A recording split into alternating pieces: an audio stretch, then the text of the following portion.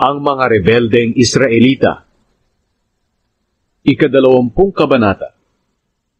Nang ika-10 araw ng ika-5 buwan, ng ika-7 taon ng aming pagkabihat, may ilang tagapamahala ng Israel na lumapit sa akin para humingi ng payo mula sa Panginoon. Sinabi sa akin ng Panginoon, "Anak ng tao, sabihin mo sa mga tagapamahala ng Israel na ako ang Panginoong Diyos ay nagtatanong, pumarito ba kayo para humingi ng payo sa akin? Ako ang Panginoong Diyos na buhay, ay sumusumpang hindi ako magbibigay ng payo sa kanila. Anak ng tao, hatulan mo sila. Ipamukha sa kanila ang mga kasuklam-suklam na bagay na ginawa ng mga ninuno nila. Sabihin mo sa kanila na ito ang sinabi ng Panginoong Diyos. Nang piliin ko ang Israel na lahi ni Jacob, at ipakilala ang sarili ko sa kanila roon sa lupain ng Ehipto, sumumpa ako sa kanila na ako ang Panginoon na magiging Diyos nila.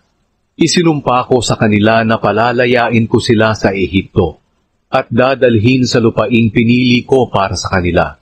Isang maganda at masaganang lupain, ang lupaing pinakamaganda sa lahat. Pagkatapos sinabi ko sa kanila, itakwil na ninyo ang inyong mga Diyos-Diyosan. Huwag ninyong dungisan ang inyong sarili sa pamamagitan ng pagsamba sa mga Diyos-Diyosan ng Ehipto, dahil ako ang Panginoon na inyong Diyos. Pero nagrebelde sila at hindi nakinig sa akin. Hindi nila itinakwil ang kasuklam-suklam na Diyos-Diyosan ng Ehipto. Kaya sinabi kong, ibubuhos ko ang matinding galit ko sa kanila roon sa Ehipto. Ngunit hindi ko ito ginawa, dahil ayaw kong malagay sa kahihiyan ang pangalan ko sa mga bansa sa palibot na nakaalam na inilabas ko ang mga Israelita sa Ehipto. Kaya pinalaya ko sila sa Ehipto at dinala sa ilang. At dooy ibinigay ko sa kanila ang mga utos at mga tuntunin ko na dapat nilang sundin para mabuhay sila. Ipinatupad ko rin sa kanila ang araw ng pamamahinga bilang tanda ng aming kasunduan. Magpapaalala ito sa kanila na ako ang Panginoong pumili sa kanila na maging mga mamamayan ko. Pero nagrebelde pa rin sila sa akin doon sa ilang. Hindi nila sinunod ang mga utos ko at mga tuntunin, na kung susundin nila ay mabubuhay sila. At nilapastangan nila ang araw ng pamamahinga na ipinatutupad ko sa kanila. Kaya sinabi kong, ibubuhos ko sa kanila ang galit ko, at lilipulin ko sila sa ilang. Ngunit hindi ko ito ginawa, dahil ayaw kong malagay sa kahihiyan ang pangalan ko sa mga bansa sa palibot na nakaalam na inilabas ko ang mga Israelita sa Ehipto. Pero isinumpa ko sa kanila roon sa ilang, na hindi ko sila dadalhin sa lupaing ibinigay ko sa kanila, ang maganda at masaganang lupain, ang lupaing pinakamaganda sa lahat. Dahil hindi nila sinunod ang mga utos ko't mga tuntunin, at nilapastangan nila ang araw ng pamamahinga, na ipinatutupad ko sa kanila. Higit nilang pinahalagahan ang pagsamba sa mga Diyos-Diyosa nila. Ngunit sa kabila ng ginawa nila, kinaawaan ko sila at hindi nilipol doon sa ilang. Sinabihan ko ang mga anak nila roon sa ilang, huwag ninyong tutularan ang mga tuntunin at pag-uugali ng inyong mga magulang, at huwag ninyong dudungisan ang sarili ninyo sa pamamagitan ng pagsamba sa mga Diyos-Diyosan. Ako ang Panginoon na inyong Diyos. Sundin ninyong mabuti ang mga utos ko't mga tuntunin. Pahalagahan ninyo ang araw ng pamamahinga, dahil tanda ito ng kasunduan natin at nagpapaalala sa inyong ako ang Panginoon na inyong Diyos. Pero nagrebelde rin sa akin ang mga anak nila. Hindi nila sinunod ang mga utos ko at tuntunin, na kapag tinupad nila'y mabubuhay sila. At hindi nila pinahalagahan ang araw ng pamamahinga na ipinatutupad ko sa kanila. Kaya sinabi kong, ibubuhos ko ang matinding galit ko sa kanila roon sa ilang. Ngunit hindi ko rin ito ginawa, dahil ayaw kong malagay sa kahihiyan ang pangalan ko sa mga bansa sa palibot na nakaalam na inilabas ko ang mga Israelita sa Ehipto. Pero isinumpa ko sa kanila roon sa ilang na pangangalatin ko sila sa iba't ibang bansa.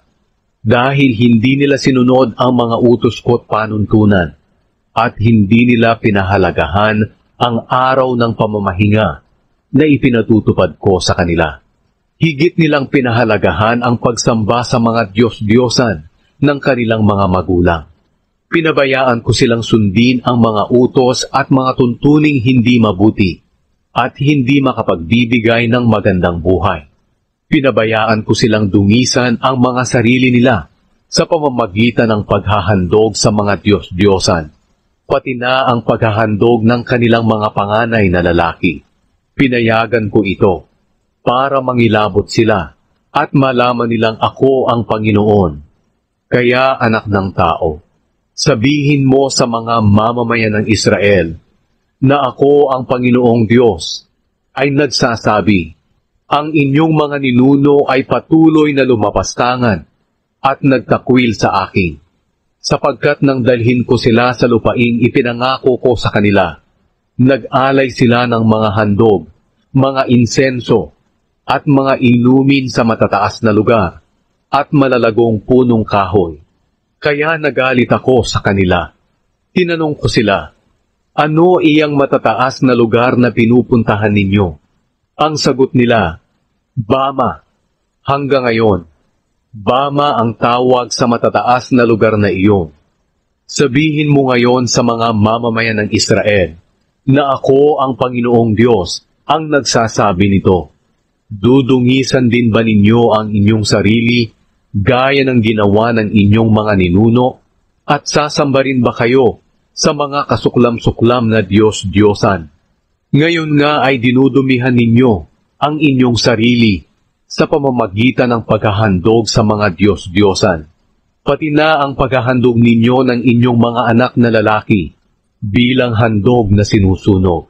Kaya mga mamamayan ng Israel, ako ang Panginoong Diyos na buhay, ay hindi magbibigay ng payo sa inyo kahit humingi kayo sa akin. Hinding-hindi mangyayari ang iniisip ninyo.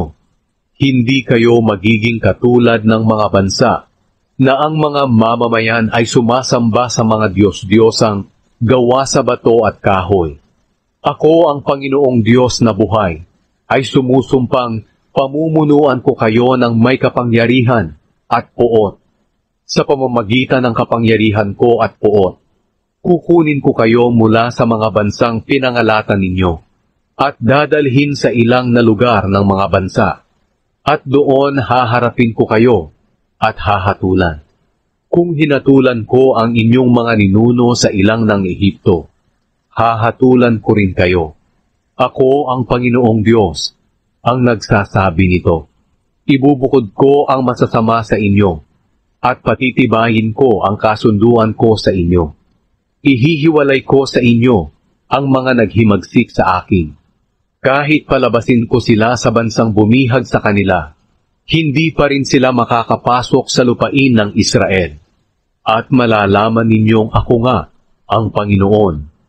Sinabi pa ng Panginoong Diyos sa mga mamamayan ng Israel, sige, magpatuloy kayong maglingkod sa mga Diyos-Diyosan kung ayaw ninyong sumunod sa akin. Pero darating ang araw na hindi na ninyo malalapastangan ang pangalan ko sa pamamagitan ng paghahandog sa inyong mga Diyos-Diyosan.